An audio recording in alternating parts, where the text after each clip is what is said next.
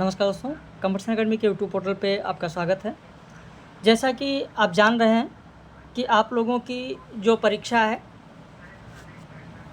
वह परीक्षा जून में होने वाली है। अब 16 बजाय 18 जून हो गया है, तो लगभग 40 दिन का लोगों को समय मिल रहा है। और लगातार लोग ये कहते हैं सर 2 प्रश्न से नहीं हो पा रहा है हमारा नेट, कोई कह रहा है सर 3 प्रश्न से नहीं हो पा रहा है, हमारा जीआरएफ नहीं हो पा रहा है। तो सिर्फ यह बैच उन लोगों के लिए है जो एक बार पूरा पाठ्यक्रम पढ़ चुके हैं, चाहे वो खुद से पढ़े हों, किसी संस्थान से जुड़े रहे हों। तो यह बैच सिर्फ और सिर्फ उनके लिए है जो एक बार पाठ्यक्रम को पढ़ चुके हैं। उन्हीं के लिए रिवीजन बैच प्रारंभ किया जा रहा है। मात्र 40 दिनों में पूरा का पूरा सिलेबस आपको कंप्लीट कराया जाएगा, रिवीजन कराया जाएगा। इकाई 1 भाषा हो चुका है वह आपको दे दिया जाएगा।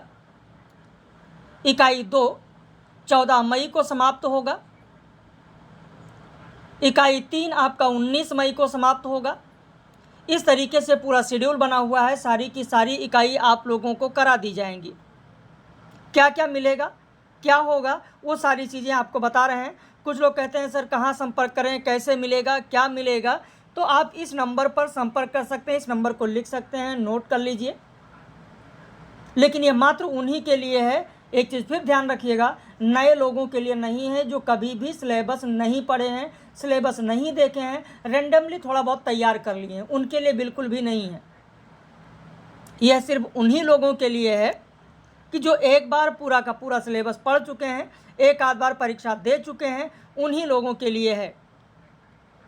इसमें क्या क्या मिलेगा, कैसे मिलेगा, वो सारी चीज़ें आपको बता रहे हैं। जैसे कोई भी पुस्तक खरीदने की ज़रूरत नहीं है। अगर आप संस्थान से जुड़ते हैं तो कोई भी पुस्तक आपको लेने की ज़रूरत नहीं है। जितना संस्थान की तरफ से मैटर उपलब्ध कराया जाए वही मैटर आपको पढ़ना है। प्रतिदिन सुबह 10 बजे आपको PDF नोट्स मिल जाएगा, सुबह 10 बजे आपको टेस्ट सीरीज मिल जाएगा। प्रतिदिन दोपहर 2:30 बजे आपको वीडियो लेक्चर मिल जाएगा। रात में 9 बजे आपको लाइव क्लास मिल जाएगी। देखिए, आप लोगों ने पहले से ही पूरा सिलेबस पढ़ रखा है, लेकिन गलती कहाँ होती है, 2-3 प्रश्न अगर गलत हो रहे हैं तो कहाँ गलत हो रहे हैं। गलत होने का ये है कि या तो आप परीक्षा में जल्दबाजी करते हैं, पहली बात, और दूसरी बात ये है कि आप चीज़ों को रिवाइज नहीं कर पाते हैं। आपने पढ़ सारी चीज़ रखा है लेकिन रिवाइज नहीं कर पाते हैं।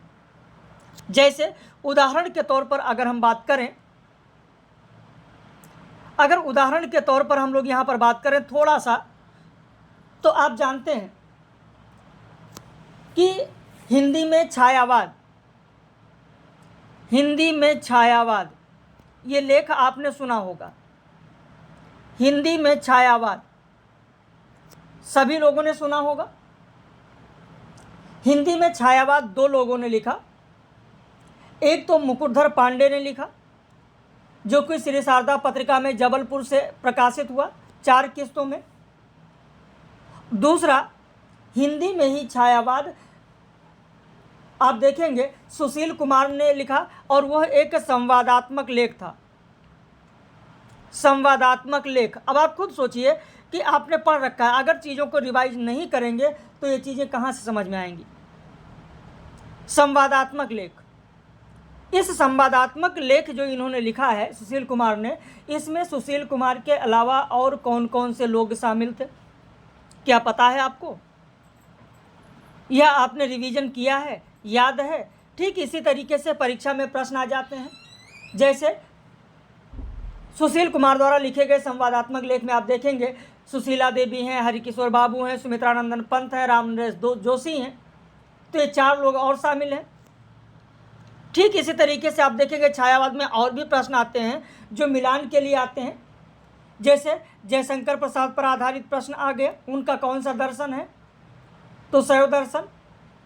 आनंदवाद, या अगर महादेवी वर्मा की बात की गई तो बौद्ध दर्शन से प्रभावित है, और इनमें दुखवाद देखने को मिलेगा।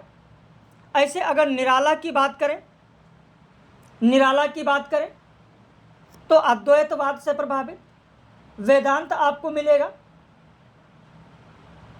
सुमित्रानंदन पंत की बात करें तो अरविंद दर्शन से प्रभावित मिलेगा। तो बहुत सारी चीज़ें हैं जो आप रिवीजन अगर नहीं करते हैं तो वह चीज़ें आप लोगों की छूट जाती हैं। ऐसे ही कथन भी परीक्षाओं में पूछे जाते हैं और यही 2-3 प्रश्न ऐसे होते हैं कि जिससे लोग बैक हो जाते हैं। सबसे बड़ा कारण होता है कि रिवीजन ना कर पाना। पढ़ तो सारी चीज़ें आप लेते हैं लेकिन रिवीजन नहीं कर पाते हो। परीक्षा के समय अगर आपने रिवीजन नहीं किया तो चाहे जितना आप पढ़ लीजिए बेकार है, फिर कोई मतलब नहीं है जब तक रिवाइज नहीं होगा। जैसे अगर सुमित्रानंदन पंत के बारे में बात करें, आपने जरूर सुना होगा कथन कि सुमित्रानंदन पंत ने शोभा सुषमाशाली वनमाली की तरह काव्य कला की रचना की है। छवि की अंगुलियों से किरणों की डोरियों में स्वप्नों की सुषमावलियों को गूंथ कर उन्होंने कविता का श्रृंगार किया है। किसने कहा है? तो शांत प्रिय द्विवेदी ने कहा है। किस रचना में कहा है? तो ज्योति विहग में कहा है। ज्योति विहग में। ठीक इसी तरीके से और भी कथन पूछे जाते हैं। और भी कथन में जैसे आप देखेंगे महावीर प्रसाद द्विवेदी का कथन आप सभी लोग जानते होंगे। महावीर प्रसाद द्विवेदी का कथन आप सभी लोग जानते होंगे कि चींटी से लेकर हाथी पर्यंत, पशु भिक्षुक से लेकर राजा पर्यंत, मनुष्य बिंदु से लेकर समुद्र पर्यंत जल, अनंत आकाश, अनंत पृथ्वी, अनंत पर्वत, सभी पर कविता हो सकती है और सभी से उपदेश, सभी के वर्णन से मनोरंजन हो सकता है। तो ये महावीर प्रसाद द्विवेदी का जो ये कथन है वो किस रचना में है?